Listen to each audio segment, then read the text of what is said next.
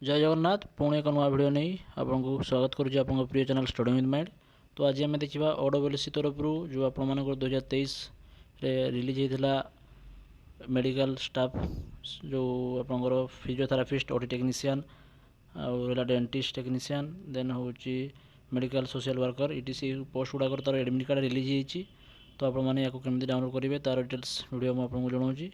तो डेरी कर भिडियोटी को शेष फास्ट शेष पर्यटन देखते आपने जमी आपको डाउनलोड करेंगे बतई दूसरी यदि नुआ अच्छा चैनल को सब्सक्राइब करूँ।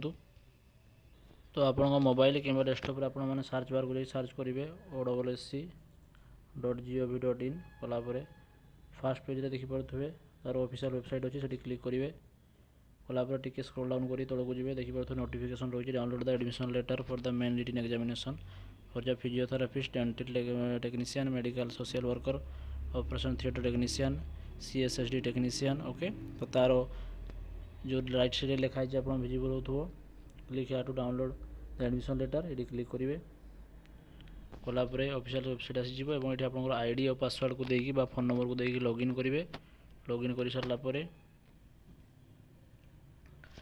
पेज टी लॉगिन हो लॉगिन होगला आप देखिपे फास्ट रे सी देती रेड रे click to download your admission letter आप सिंपली क्लिक करेंगे।